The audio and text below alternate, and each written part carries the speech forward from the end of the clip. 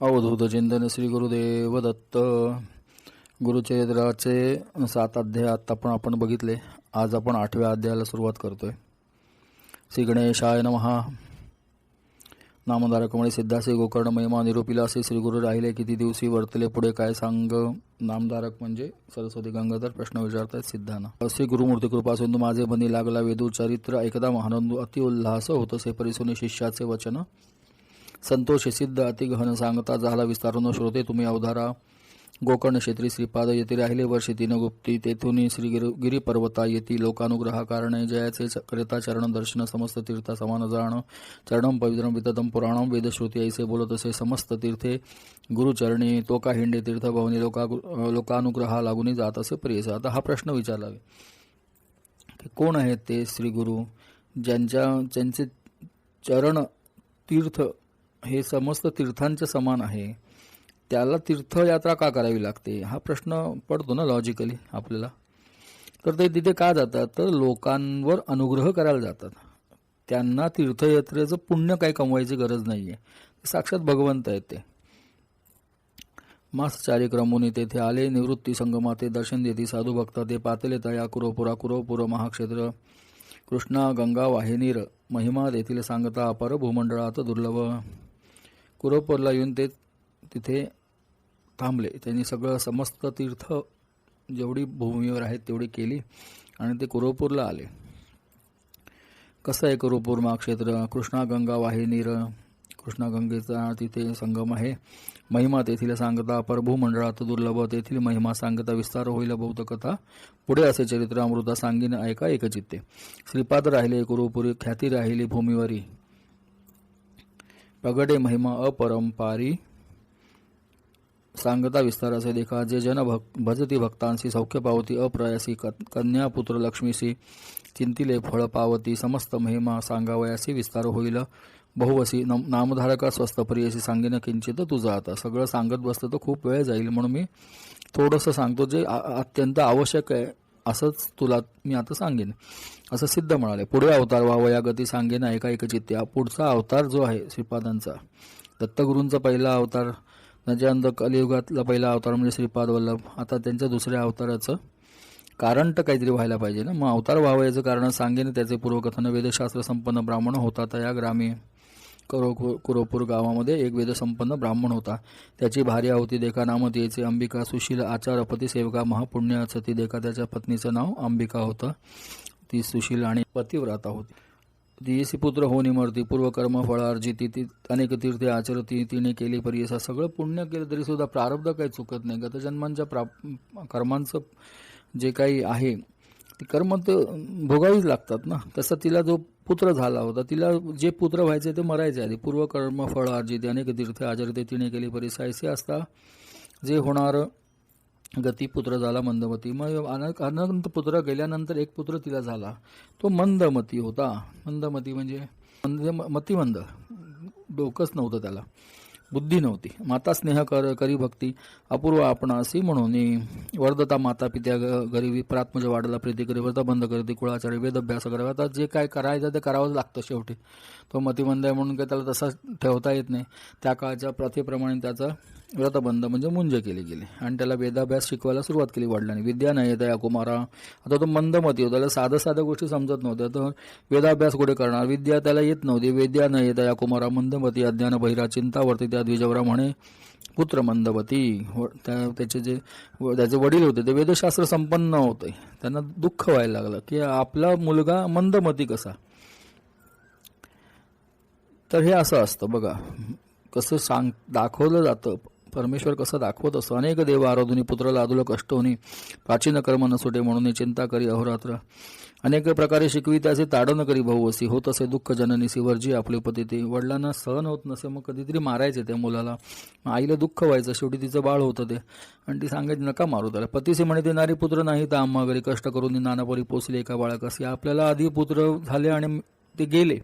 आता हे एकच बाळ आपलं वाचलेलं आहे आणि त्याला नाना कष्ट करून आपण त्याला वाढवतोय. विद्या न यायची वेद त्यासी वाया मारून का कष्टसी प्राचीन कर्म न सुटे त्यासी की मूढ होऊन उपजावे.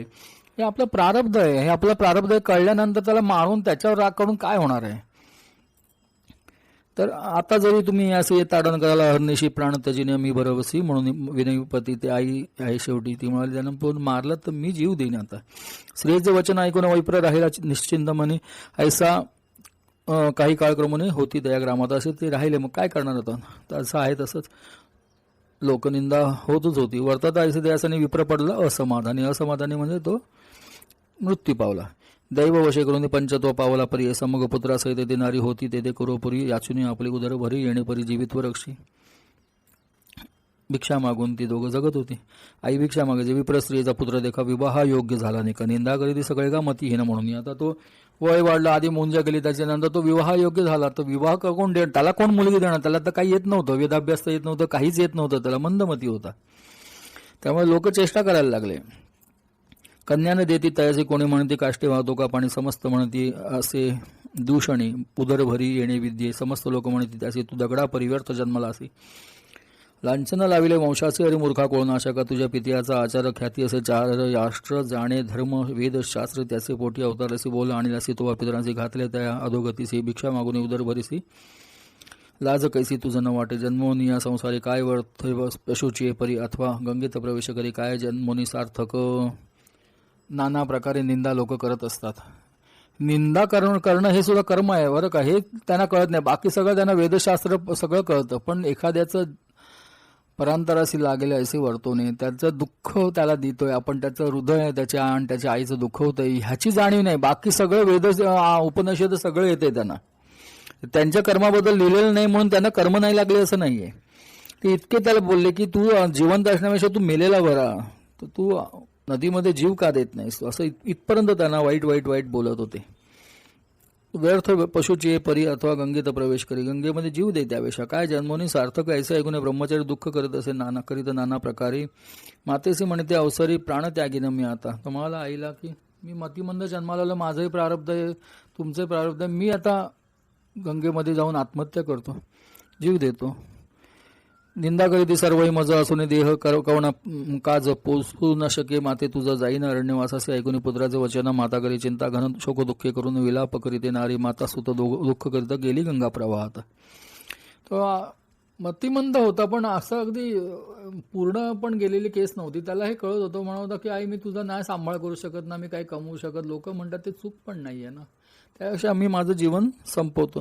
असं दुःख करीत आई आणि लेक दोघेही जण गंगा प्रवाहात गेली आत्महत्या करण्यासाठी. तेथे देखील जगदूत धरित श्रीपाद योगी स्नान करीत. श्रीपाद राजम शरणम प्रपद्य अवधूत चिंतन. श्री गुरुदेव दत्त काशाय वस्त्रम करदंड धारणम कमंडलुम पद्मकरेण शंखम चक्रं गदा भूषित भूषणाढ्यम. श्रीपाद राजम शरणम प्रपद्य औदुंबर कल्प वृक्ष कामधेनुष संगम. चिंतामणी गुरो पादो दुर्लभो भुवनत्रये. कृते जनार्दनो देवस्त्रेतायाम रघुनंदन द्वापरे रामकृष्णौ च कलौ. श्रीपाद श्रीवल्लभ स्वामी. जाऊनी दोघे लागे ती चरणी विनविताती. कर जोडूनी वासना असे आमचे मनी. प्राण त्याजावा गंगेत. दोघं जाऊन त्यांच्या पायाशी लागले चरणाशी लागले. म्हणाले आम्हाला आत्महत्या करावीशी वाटते. आम्ही हात जोडतो तुम्हाला. निरोप द्यावा जे आमची सद्गती व्हावं या कारणाचे आत्महत्या महादोषी म्हणून विनवित कृपा सिंधू. म्हणजे हे ज्ञान होतं त्यांना की आत्महत्या हा महादोष आहे. हे केल्यानंतर सद्गती मिळणारच नाही. दुर्गतीला जाणार. म्हणजे आधीच आपलं जीवन खराब आहे. आणखीन त्याच्यामध्ये आपण आत्महत्या केली म्हणजे आपण आणखीन वाईट गतीला जाणार. तर तुमचं दर्शन झाल्यानंतर तरी आम्हाला सद्गती मिळावी. आता आम्ही जन्मून काहीच करू शकत नाही आहोत. कोणी विप्रसतीचे वचन पुसती. श्रीपाद कृपाय मन का संकटी तुमचे मन. त्याची ता प्राण काय निमित्त. सगळं माहिती त्यांना सर्वज्ञ होते तरी सुद्धा आपल्याला सांगावं लागतं आपल्या तोंडाने का की काय बाबा मला संकट आहे. ते त्यांनी विचारलं तुम्ही का असं वागताय. विप्रस्थिता यावेळा सांगत असे दुःख सकळा म्हणे. स्वामी भक्तवत्सला तारावे आम्हा बाळका ते. पुत्रावेण कष्टभारी अनेक तीर्थे पादचारी. केले व्रतपूजा जरी सगळ्या देवांचं आराधन केलं तरी सुद्धा जे काय आहे ते प्राचीन कर्म म्हणजे प्रारब्ध सुटलं नाही माझं. व्रते उपवास सांगू किती करते झाले अपरिमिती. झाला पुत्र हा दुर्मती. निंदा करीती सकळ जन. हा मुलगा असा झाला की मंदमती झाला आणि सगळे जग आमची निंदा करतं. वेदशास्त्र संपन्न पती माझा होता ब्राह्मण. त्याचे पोटी झाला हीन मंदमती दुरात्मा. हा वेदशास्त्र संपन्न वडिलांच्या पोटी असा पुत्र का आला. तर वडिलांचं प्राचीन म्हणजे कर्म म्हणजे प्रारब्ध कर्म. कृपा करी का श्रीपाद यती जन्मोजन्मी दैवगती. पुत्र न व्हावा मंदमती असा प्रकार सांगावा. ती म्हणाली मी आता तर जीवन संपवते माझं. पुढच्या जन्मी मला मंदमती पुत्र नको. कृपा करा माझ्यावर. माझं सगळं प्रारब्ध मी आता भोगलंय, आता तरी माझ्या पोटी मंदमती पुत्र नको. कृपासागर दैन्यहरण म्हणून धरले तुझे चरण, शरणागताचे करावया रक्षण. आलासे आजी कृपा सिंधू, जन्मोनी या संसारी कष्ट केले नाना प्रिय, न देखीची सौख्य कुसरी. परी जाहले पुत्र न राहती, वाचोनिया हा एक सूत. अनेक माझे पुत्र मला झाले आणि ते वारले, हा एकच वाचला. वाचून हा एक सूत. शेळीचे गळा असताना लोंबत वृथा जन्मला म्हणत विनविदेसे श्री गुरुसी. जसं शेळीला मानेकडे स्तन असतात ज्याचा काही उपयोग नसतो, तसा हा मुलगा जन्माला आला पण ह्याला बुद्धी नसल्यामुळे ह्याचा काही उपयोग नाही आहे. ना तो स्वतःचं पोट भरू शकत, ना तो आमचं पोट भरू शकणार, ना तो आमचं पालन पोषण करू शकणार, काहीच उपयोग नाही. असा पुत्र होऊन काय फायदा. देवा आता असे करणे पुढील जन्मी मनुष्यपणे पूज्यमान पुत्र पावणे, जैसा पूज्य तू जगत रे असे. पुढच्या जन्मी तुझ्यासारखा पुत्र व्हावा. हेच बघा, हे मागे जेव्हा श्रीपादांचा जन्माचं कारण झालं त्यावेळेला सुमती महाराणींच्या दारात जेव्हा साक्षात दत्तप्रभू आले तेव्हा तिने काय सांगितलं, तुमच्यासारखा, तुम्हासारखा दातारा. तेच आत्ता ह्या अंबिका ज्या आहेत त्यांनी पण तेच सांगितलं, तुमच्यासारखा जो जगासाठी जो पूज्य आहे असा पुत्र मला हवा. देवा आता ऐसे करणे पुढील जन्म मनुष्यपणे पूज्यमान पुत्र पावणे, जैसा पूज्य तू जगत्रे असे. सकळ लोक जैसे वंदिती ऐसा पुत्र भावा म्हणे ती. उपाय सांगा श्री गुरु ती म्हणून चरणा लागली. उपाय सांगा म्हणाली मला, त्यासाठी काहीतरी उपाय द्या, काहीतरी उपासना द्या, काहीतरी अनुग्रह करा माझ्यावर. त्याचेने माते उद्धार कधी मागुती न होय पुनरावृत्ती. पितरा सकळा स्वर्ग प्राप्ती लाधे ऐसे निरोपावे. वासना असे माझे मनी पुत्र व्हावा ब्रह्मज्ञानी, बाळपणीचं पाहू नये पूज्यमान समस्तांसी. असा माझा पुत्र व्हावा जो तुमच्यासारखा ब्रह्मज्ञानी असेल आणि मला ते बघायला मिळावं. त्याचा जो मान होतोय, त्याचं जे जग त्याला जे वंदन करतंय ते मला अनुभवायला मिळावं. बाळपणीचं पाहू नये पूज्यमान समस्तांसी. ऐकून येत येचे वचन. लहानपणीच तो लहान असताना सगळं जग त्याच्या पायाशी लोटलेलं मला पाहिजे. हे सगळं डिवाईन प्लॅन प्रमाणेच मागते ती. ऐकून येत येचे वचन सांगती कृपा भक्ती पाहून करीव ईश्वर आराधना पुत्र होईल श्रीहरी ऐसा.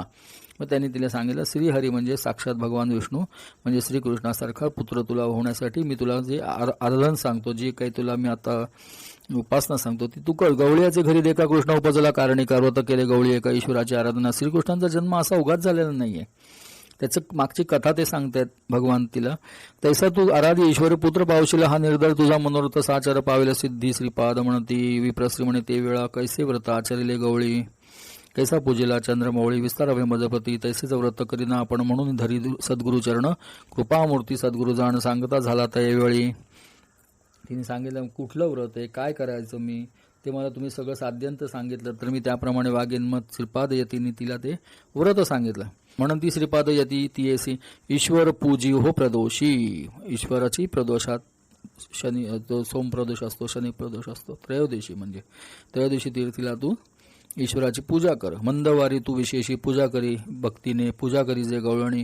विस्तार असे स्कंदपुराणे. ह्याच्याबद्दलची जी काही कथा आहे, या व्रतकथा आहे, स्कंदपुराणात कथा सांगेन ऐककाने म्हणते श्री गुरु ती अशी जी ती कथा आहे जे स्कंदपुराणात सांगितले ते मी तुला सांगतो. ऐकून श्री गुरुचे वचना संतोषली विप्रांगणा पोळती घाली लोटांगणा. तया श्रीपाद श्री गुरु प्रतिम दोघाही बसली. त्यांनी नमस्कार केला, दंडवत घातला साष्टांग आणि दोघं तिच्या समोर ऐकायला बसले. विप्रस्त्री म्हणे स्वामीसी अभिनव माते परी निरोपिलेसी. देखता पूजा प्रदोषी पुत्र झाला कृष्ण ऐसा. आपण केली या पूजा जरी फळ पाविने निर्धारी पूर्वी झाले कवणे परी विस्तारावे दातारा.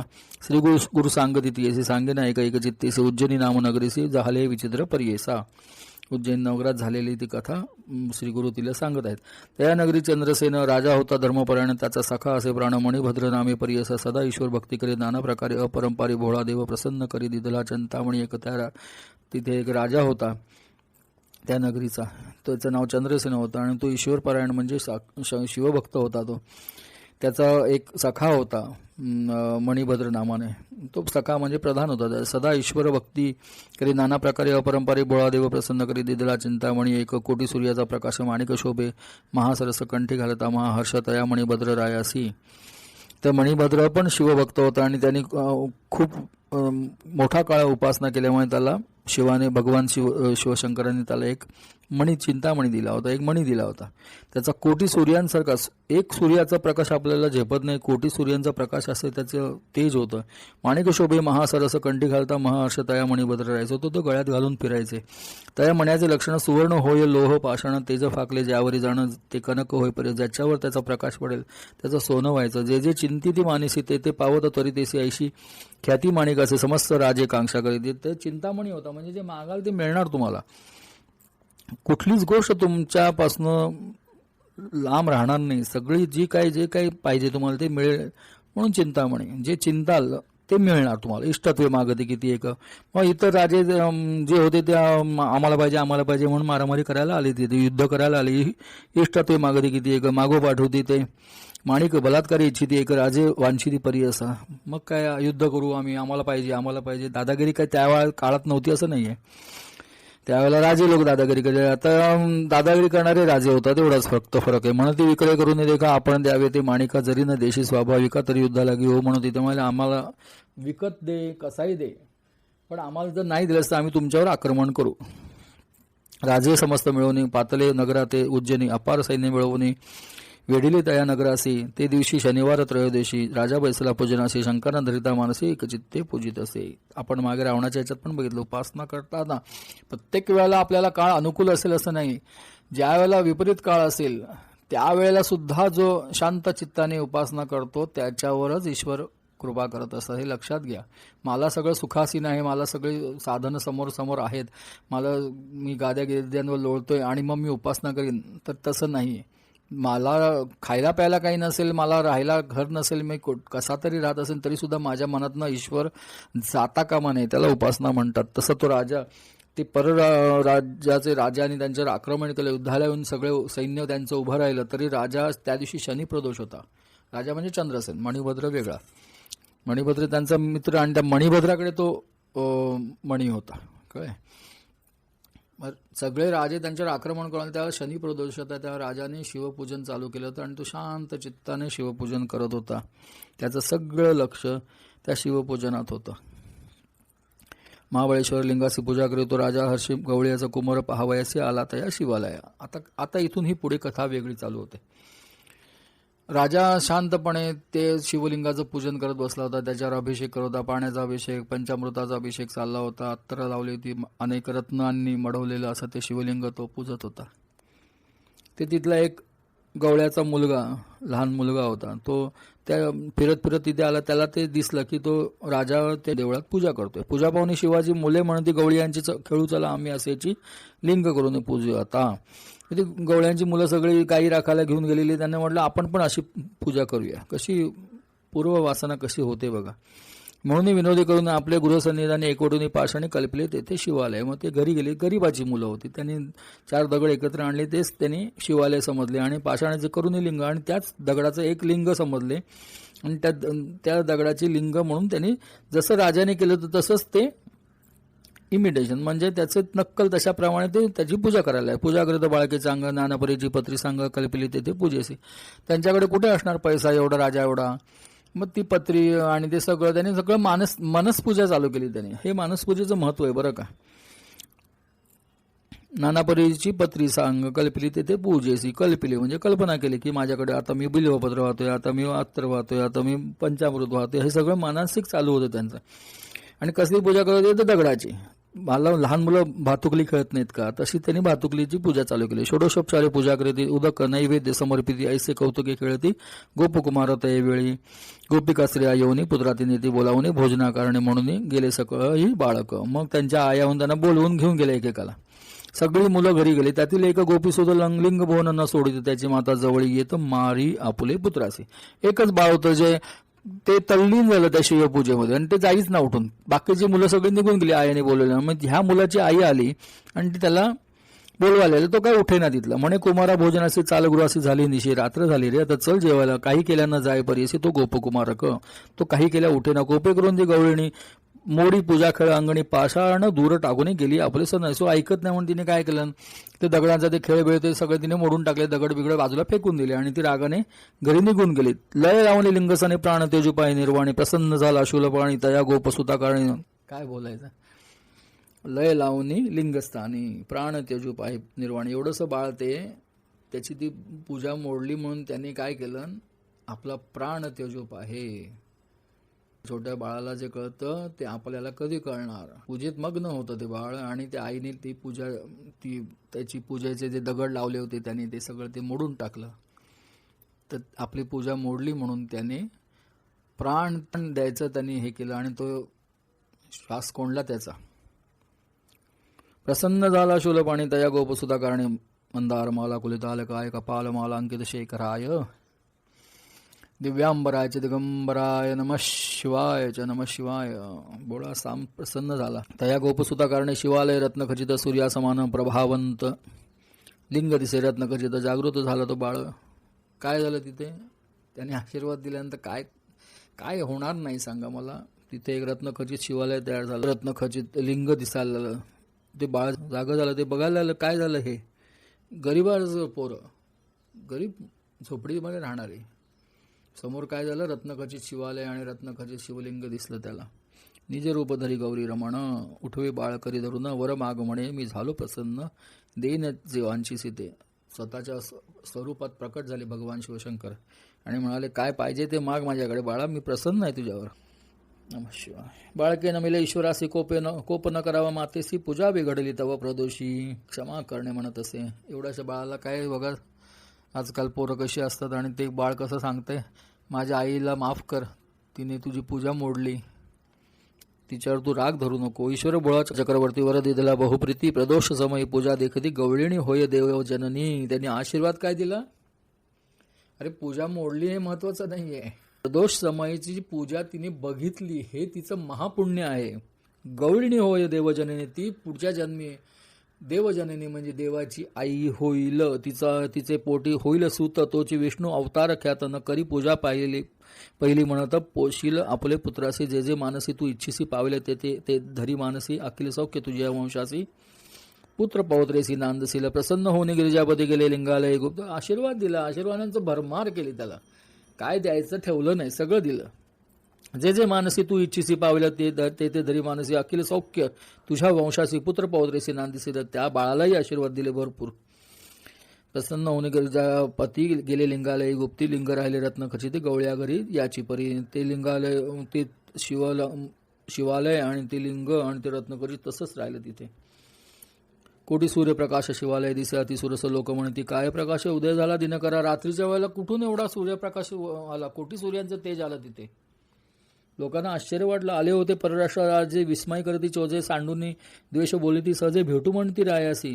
ते आलेले जे युद्ध करायला आलेले राजे होते तो मणी घेण्यासाठी, त्यांनी बघितलं तर रात्रीच्या वेळेला लख्ख प्रकाश पडलेला दिसला. ते सगळे आले पाहे या ते राजाला भेटायला आले. पाहे या पवित्र नगर तर सूर्य झाला असे उदित राजा असे बहुपुण्यवंत ऐसियासी विरोध न करावं. त्यांना त्यांच्या मतीमध्ये फरक पडला. दुर्मती होते ते सुमती झाले. हा राजा खूप पुण्यवान आहे, ह्याच्यावर ईश्वराचा आशीर्वाद आहे ह्याला. अशाशी आपण उगाच विरोध कलह करू नये. म्हणून पाठवती सेवकासी भेटू म्हणती रायासी. राजा बोलवी तयासी आपुले गृहासी नगरात इतुके होता ते अवसरी. राजा पुसतसे प्रीती करी रात्री असता अंधकरी उदय पावला केवी सूर्य. राजालाही माहीत नाही काय गोड बंगाल आहे. तोही आला तिथे. राजा चंद्रसेन सहित पाहावा येते कौतुकार्थ दिसे विचित्र रत्नखचित शिवालय अनुपम. राजाही बघायला आला, त्यालाही ते रत्नखचित शिवालय आणि रत्नखचित शिवलिंग दिसलं. येण्याची परी गवळ्याचे सदन अतिरम्य विराजमान. पुसता झाला आपण त्या गवळी कुमार खाते.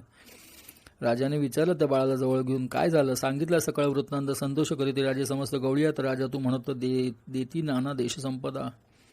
काय काय काय कमी पडणार. एकदा ईश्वराची कृपा झाल्यानंतर काहीच कमी पडत नाही. ईश्वराची कृपा होणं हेच आधी मोठी गोष्ट आहे सर्वात. मग काय कमी पडणार आहे सांगा मला. त्या राजाने त्याला जवळ घेतलं आणि आलेल्या सगळ्या राजांनी आपल्याकडची धनसंपदा त्या बाळाला दिली. निघून गेले राजे सकाळ. राहिला चंद्रसेन निर्मळ. शनी प्रदोष पूजा सफळ. भय कैचे तया राजा. सगळे आलेले राजे निघून गेले आणि चंद्रसेन पण आनंदाने आपल्या राज्यात राहिले.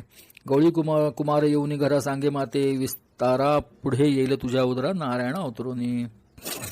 तो बाळ घरी आला आणि आईला म्हणाले आई पुढच्या जन्मात तुझ्या पोटी नारायण स्वतः अवतरतील. ऐसे ईश्वरी दिदलावर संशय तू न करी तू निर्धार संतोषला कर्पूर गौर देखील पूजा प्रदोषाची. काय बाळ, कुठलं अवतार कार्य असलं पाहिजे असं एवढं. त्याने स्वतःही कमवलं आणि आईला देऊन पार झालं तो. आणि काय दिलं आईला त्यांनी, पुढच्या जन्मी नारायण अवतरणार तिच्या पोटी. आणि सांगितलं त्यांनी आईला येऊन, संतोषाला कर्पूर गौर देखील पूजा प्रदोषाची. मोडीली पूजा म्हणून म्या विनविला शुलपाणी, क्षमा करून घेतले म्हणून सांगे वृत्तांत मातीसी. ऐसा ईश्वर प्रसन्न झाला प्रदोष पूजने तया फळला. श्रीपाद सांगितली तया वेळा विप्रस्त्रिय कारणे. ही सगळी कथा श्रीपादाने त्या ब्राह्मणीला सांगितली जी आपल्या मंदमती मुलाला घेऊन आली होती. तिला, तुझे मनी असेल जरी होईल पुत्र मजसरी, संशय सांडून निर्धारी शनी प्रदोषी पूजी शंभू. ऐसे म्हणून श्रीपाद देव चक्रवर्ती भोळा शिव विप्रस्त्रियेचा पाहुणी भाव प्रसन्न होतं त्यावेळी. असं म्हणून त्यांनी तिला ती कथा सांगितली आणि सांगितलं, तू असा शनी प्रदोष अशा करत राहा आणि कायम तू शिवशंभूची शनी प्रदोषाच्या दिवशी अशा प्रकारे पूजा कर. तिला त्यांनी ते व्रत सांगितले, कसं करायचं सांगितलं. असे म्हणून श्रीपाद देव चक्रवर्ती भोळा शिव. कोण आहेत श्रीपाद चक्रवर्ती भोळा शिव? साक्षात परमेश्वरच येतो, शिवशंकरच आहेत ते. विप्रस्त्रियेचा पाहुणी भाव प्रसन्न होतं त्यावेळी बोलावणे तिचे कुमारासी. इकडे त्यांनी सगळं फिरवलं, तिलाही आशीर्वाद दिला आणि बोलावणे तिचे कुमारासी. तो मंदमती जो मुलगा होता तो पश्चाताप दग्ध झालेला होता. तो त्याचं शरीरावरचं सगळं ममत्व सुटलं होतं. अशीच वेळ असते ज्या वेळेला परमेश्वर कृपा करत असतो. बोलावणे तिचे कुमारासी हस्त ठेवी ती मस्तकेसी. ज्ञान झाले तात्काळशी त्रिवेदी झाला तो ब्राह्मण. त्याच्या डोक्यावर हात ठेवला, काय आणि काय पाहिजे. तो त्रिवेदी झाला काय आणि काय झालं त्याला सगळंच मिळालं. त्याला तो जो मतिमंद होता त्याला त्रिवेदी आडनाव नाही बरं का. त्रिवेदी म्हणजे 3 विधांचं ज्ञान त्याला प्राप्त झालं. वेदशास्त्रादी तर्कभाषा म्हणता झाला अतिप्रकाशा. विस्मय झाला असे सहसा विप्र म्हणती आश्चर्य. त्याला सगळ्या वेदशास्त्रादी सगळं जे व्याकरण जे काय त्याला आहे ते एका क्षणात त्यांनी देऊन टाकलं महाराजांनी. विप्र म्हणती सगळे विप्राने हात जोडले. काय आश्चर्य म्हणे. विस्मय करून विप्रमणिता म्हणे ईश्वर हाची निश्चिता. आत्ता कळलं का आपल्याला. ईश्वर हाची निश्चिता कार्यकारण्या अवतार होता आला नरदेह धरुनी. साक्षात भगवंत आहेत ते. श्रीपाद श्रीवल्लभ कोणी नाही. कलो श्रीपाद श्रीवल्लभ असं आहे ते. पूर्वजन्मीचे पुण्यार्जित जोडला हा निश्चित भेटला असे श्री गुरुनाथ म्हणून नमिती क्षणोक्षणा म्हणे ईश्वर तुझी होती पूजा करीन तुझी मी प्रदोषी मिथ्यानो. हे तुझे वाक्यासी पुत्र व्हावा तुझ ऐसा. मी म्हणाले मी शनी प्रदेश करीन, मी पूजा करीन, पण मी तुझीच पूजा करीन. तुझ्यासारखाच पुत्र मला हवा ऐसा निश्चय करून पूजा करी ती नित्य येऊनी प्रदेश प्रजाती गहनी करी श्रीपादा राया. असी पुत्र तिचा झाला ज्ञानी वेदशास्त्रार्थ संपन्नी पूज्य झाला सर्वने ब्रह्मवृंद मानित. सगळं जग त्याला मानायला तिचा जो आत्ता ह्या जन्मातला जो मुलगा होता जो आधी मंदमती होता त्याला सगळ्यांनी त्याला स्वीकारला. विवाह झाला, त्याचा विवाह झाला. मग यासी पुत्र पौत्रे नांदे अशी मुलं बाळ झाली. पौत्र म्हणजे नातवंड झाली. श्री गुरु कृपा होय ज्यासी ऐसे होय अवधारा. ज्याच्यावर श्री गुरूंची कृपा होते त्याला काय कसलं दैन्य आणि कसलं काय सगळं मिळून जातं. मग कोणावर कृपा करतात ते सांगितलंय बरं का आपण. ऐसा श्री गुरु कृपावंत भक्तजना असे संरक्षित. ऐक शिष्य ऐक चित्त नामधारका श्रीमता नामधारक भक्तासी सांगे सिद्ध विस्तारिसी पर्येसा समस्त अहर्निशी म्हणे सरस्वती गंगाधरू इति श्री गुरुचैत्र परमकथा कल्पतरो श्री सरस्वत्युपाख्याने सिद्ध नामधारक संवादे प्रदोषव्रत महात्म्य कथनम नाम अष्टमोध्याय. श्री दत्तात्रेयार्पितमस्तु. श्री गुरु दत्तात्रेयार्पणमस्तु. अशा रीतीने हा 8वा अध्याय आज संपन्न झालेला आहे. श्रीपाद राजम शरणम प्रपद्ये. श्रीपादांनी आपल्या पुढील अवताराची बेगमी केली.